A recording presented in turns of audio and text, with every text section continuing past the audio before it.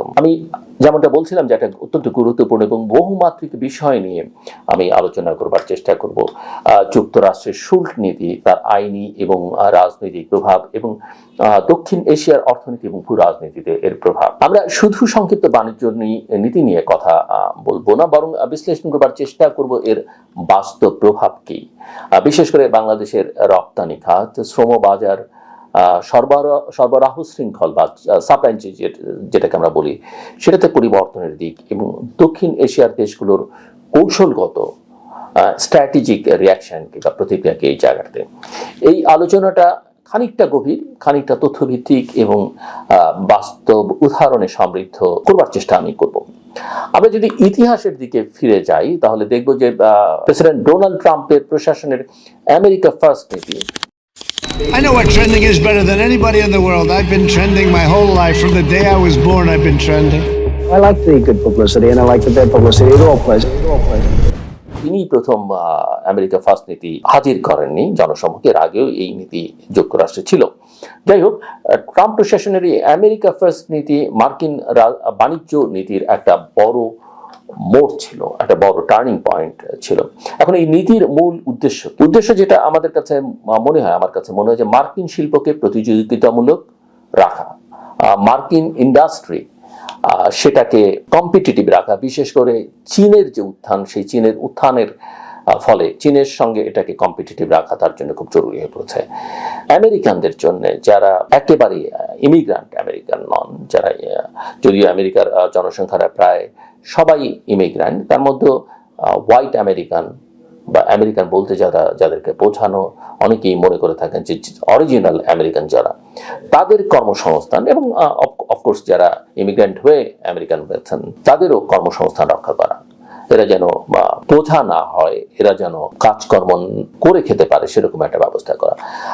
বৈদেশিক বাণিজ্যের একটা ঘাটতি সেটাকে কমিয়ে ফেলাও এই আমেরিকা ফার্স্ট নীতির উদ্দেশ্য, এবং শুল্ক নীতিটাকে কার্যকর ভাবে কেমন ছিল সেটাও একটু দেখা দরকার আমার মনে হয়। চীনের ইলেকট্রনিক্স, যেটা আমি বলছিলাম যে প্রসঙ্গ, চীনের ইলেকট্রনিক্স, অটোমোবাইল, ইস্পাত পণ্যে উচ্চ শুল্ক, ইউরোপ এবং কানাডা থেকেও কয়েকটি পণ্যের শুল্ক আরোপ করা হচ্ছে, এবং মার্কিন বাজারে আমদানিকৃত জিনিসপত্রের দাম বৃদ্ধি, গ্রাহকের ব্যয় বৃদ্ধি। বাংলাদেশের প্রেক্ষাপট যদি আমরা একটু দেখতে চাই তাহলে বাংলাদেশের পোশাক খাত মার্কিন বাজারের উপর অত্যন্ত নির্ভরশীল, এবং এটা আমরা জানি। মূলত মার্কিন সিঙ্গেল কান্ট্রি হিসেবে মার্কিন যুক্তরাষ্ট্রই প্রধান বাজার, এবং অবশ্যই ইউরোপ সামগ্রিকভাবে ইউরোপের সবগুলো দেশ মিলে ইউরোপীয় ইউনিয়ন হচ্ছে সবচাইতে বড় বাজার, কিন্তু সিঙ্গেল কান্ট্রি হিসেবে মার্কিন যুক্তরাষ্ট্র আমাদের পোশাক খাতে, তৈরি পোশাক খাতের সবচেয়ে বড় বাজার সিঙ্গেল কান্ট্রি হিসেবে। 2025 সালের একটা হিসেব অনুযায়ী বাংলাদেশের পোশাক রপ্তানির প্রায় 60% মার্কিন বাজারে যাচ্ছে। শুল্ক নীতি আরোপের সঙ্গে সঙ্গেই অনেক বড় ব্র্যান্ড যেমন H&M, গ্যাপ, ওয়ালমার্ট বাংলাদেশ থেকে অর্ডার কমিয়ে দেয়। উদাহরণ যদি এখানে আমি দিতে যাই তাহলে দেখবো যে ঢাকা ভিত্তিক একটা বড় পোশাক প্রস্তুতকারক প্রতিষ্ঠান হঠাৎ করেই তাদের উৎপাদনের 10% কমিয়ে ফেলে। শ্রমিকদের অতিরিক্ত সময়ের কাজ, যেটা ওভারটাইম ছিল, সেটা বন্ধ হয়ে যায় এবং আয় কমবার কারণে সামাজিক চাপটা বৃদ্ধি পায়। এই উদাহরণটা দেখাচ্ছে যে আন্তর্জাতিক নীতি কেবল অর্থনৈতিক নয়, সামাজিক এবং মানবিক প্রভাবও ফেলে। এর আইনি দিকটাকে, যেটা আমি শুরুতে খানিকটা উল্লেখ করবার চেষ্টা করছিলাম যে সুপ্রিম কোর্টের রায়, যেটা সম্প্রতি হলো সম্প্রতি একটা রায় হচ্ছে, কিন্তু 2025 সালের মার্চে একটা রায় হচ্ছিল, মার্কিন সুপ্রিম কোর্ট একটা গুরুত্বপূর্ণ রায় প্রদান করে, এবং তখন তারা ঘোষণা করে যে প্রেসিডেন্ট কংগ্রেসের অনুমোদন ছাড়া শুল্ক আরোপ করতে পারবেন না। মূল পয়েন্ট যেটা এখানে, সেটা হচ্ছে যে কংগ্রেস অনুমোদন ব্যতীত শুল্ক বৈধ নয়, যেটা প্রেসিডেন্ট আরোপ করতে দিচ্ছেন। এটা national emergency economic powers act IEEPA অনুযায়ী সীমিত শুল্ক আরোপ সম্ভব। এখন এই রায়ের পরিণতি কি? রায় প্রকাশের কয়েক ঘন্টার মধ্যে ট্রাম্প প্রশাসন 10 থেকে 15% শুল্ক কমিয়ে ফেলে। তবে বাজারে অনিশ্চয়তাটা দেখা যায়, এবং এই অনিশ্চয়তা পুরোপুরি দূর হয়েছে এমনটা দেখা যায়। এই রায় প্রমাণ করে যে আন্তর্জাতিক বাণিজ্য কেবল অর্থনীতি নয়, এটা রাজনৈতিক, কৌশলগত এবং আইনি দিক দিয়ে অত্যন্ত সংবেদনশীল, অর্থাৎ সেন্সিটিভ। ব্যবসায়ীরা কেবল শুল্ক হার নয়, আইনি স্থিতিশীলতাও মূল্যায়ন করে। আমরা যদি উদাহরণ দিতে চাই তাহলে দেখব যে মার্কিন বাজারে সাপ্লাই চেইন পুনর্গঠন করতে উদ্যোক্তারা দ্রুত পদক্ষেপ নেন। বিভিন্ন কোম্পানি মার্কিন যুক্তরাষ্ট্রের নতুন সরবরাহকারীর খোঁজ শুরু করে। বাংলাদেশে সরাসরি প্রভাব কি, যদি আমরা ডেটা বা উদাহরণ দিতে চাই তাহলে দেখবো যে 2025 সালে 6,710টি পণ্যের মধ্যে বাংলাদেশের জন্য প্রভাবিত 2016টি পণ্যের তথ্য পাওয়া গেছে। রপ্তানি সুবিধাপ্রাপ্ত 1,638টির মধ্যে বাস্তবে মাত্র 14টি পণ্যই মার্কিন বাজারে সফলভাবে পৌঁছেছে। রাজস্ব হ্রাস পেয়েছে প্রায় 499 কোটি টাকা। তো যারা শুনছেন তারা কল্পনা করুন, আপনি একজন উদ্যোক্তা, হঠাৎ আপনার মূল মার্কিন ক্রেতার অর্ডার কমে যায়, বিকল্পটা কি? উৎপাদন কমানো, শ্রমিক বেতন ঠিক রাখা, নতুন বাজার অন্বেষণ। আমি আবার যদি উদাহরণে যাই, ঢাকার একটা বড় পোশাক কারখানা, আমি আগেও বলেছি, তার উৎপাদন কমায়, শ্রমিকদের বেতন কিন্তু কমানো যায় না। এটা খুব সহজ কাজ নয়, কারণ বেতন একবার বাড়িয়ে দিলে সেই বেতন কমানো কিন্তু যে কোনো উদ্যোক্তার পক্ষে, যে কোনো মালিকের পক্ষে অত্যন্ত কঠিন কাজ।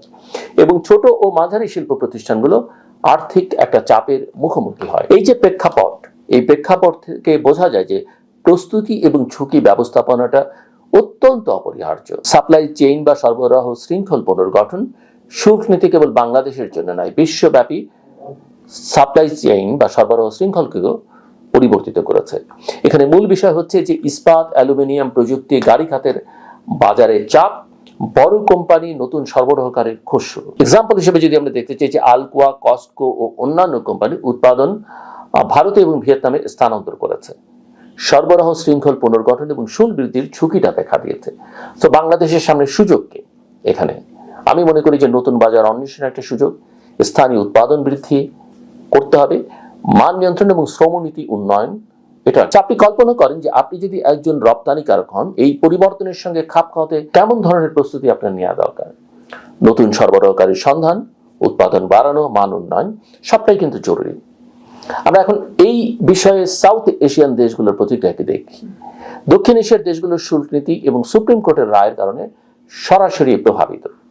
ভারতের কথা যদি বলি, তাহলে কিছু রপ্তানি প্রকল্প স্থগিত, নতুন বাণিজ্য চুক্তির অপেক্ষা তারা করছেন। চীন, যুক্তরাষ্ট্র চীন বাণিজ্য যুদ্ধের প্রেক্ষাপটে দক্ষিণ এশিয়ার বাজারে একটা চাপ পড়েছে। সরবরাহ শৃঙ্খল অর্থাৎ সাপ্লাই চেইন পুনর্গঠন এবং নতুন চুক্তি। বাংলাদেশের ক্ষেত্রে কৌশলগত প্রস্তুতিটা অপরিহার্য। আমার কাছে যেটা মনে হয় এখানে একটা বড় ঘাটতি রয়েছে।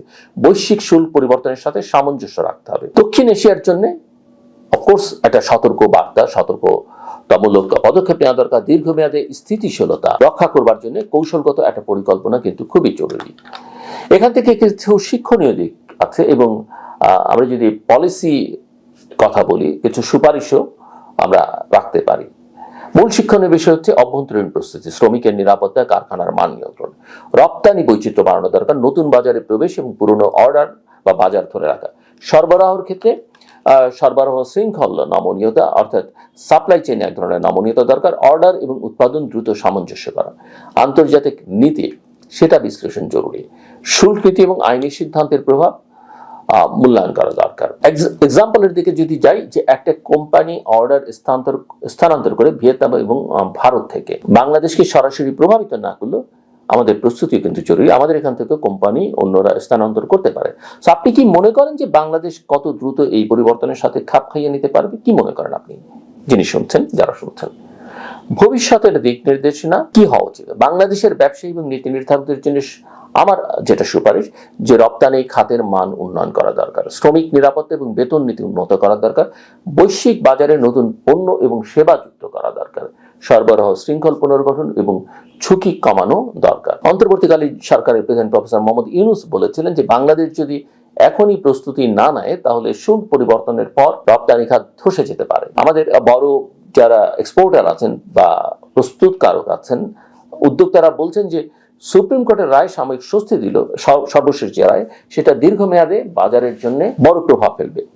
এটা কেবল একটা অর্থনৈতিক ইস্যু নয় আসলে, যেটা আমি শুরুতে বলবার চেষ্টা করেছি। এটা জাতীয় কৌশল, রাজনৈতিক স্থিতিশীলতা অর্থাৎ পলিটিক্যাল স্ট্যাবিলিটি এবং শ্রমিকদের জীবন মানের সঙ্গে যুক্ত। এখানে আরেকটা বিষয় অত্যন্ত গুরুত্বপূর্ণ আমার কাছে মনে হয়, যে সরবরাহ শৃঙ্খলের পুনর্গঠন মানে শুধু পণ্য উৎপাদন নয়, এটা লজিস্টিক, শিপিং, ভ্যাট ও কর নীতি এবং আন্তর্জাতিক বাজারের সঙ্গে মানিয়ে নেওয়ার বিষয়।